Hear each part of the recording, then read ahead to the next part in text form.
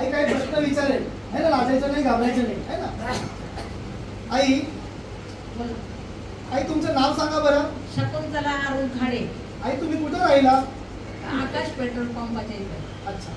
आई इथे येऊन किती दिवस झाले तुम्हाला? इथे येऊन मला आता 10 दिवस होते. 10 दिवस होते.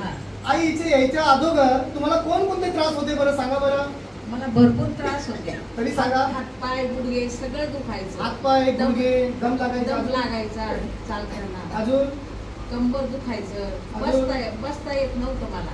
अच्छा. पण इथं आल्यापासून किती दिवस झाले तुम्हाला? मला जवळ आता 10 दिवस होऊन गेले. तुम्हाला या आजारासाठी किती वर्ष झाले? वर्ष अजून झालंच नाही मला. अच्छा.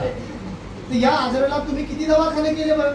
दवाखाने कोणतेच नाही, फक्त एकच दवाखाना केला. शिर्डीला गेले, तिथंच फक्त मी 4 दिवस राहिले. तिथं फरक वाटला का? तिथं थोडा फरक वाटला. हात बीत एकदम वाकडा झाला होता ना, तोंड पण वाकडं झालं होतं. हो का? हा, म्हणजे एकदम चांगली झाली बघ पहिल्यासारखी. आता मला असं काही 10 दिवस झाले, 10 दिवसात तुम्हाला कसं वाटतंय? एकदम चांगलं वाटतं. बरं वाटतंय? खूप फरक पडला मला. खूप फरक पडलाय ना? आई आमच्या बद्दल या थेरपीच्या बद्दल तुमचं मत काय आई? माझं मत एकदम चांगलं आहे का सगळ्यांनी यावा, रोज यावा आणि आपली थेरपी घ्यावा असं मला वाटतंय.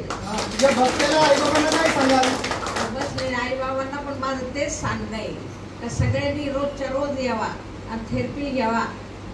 मी जशी घेते ना तशी तुम्ही पण घ्या.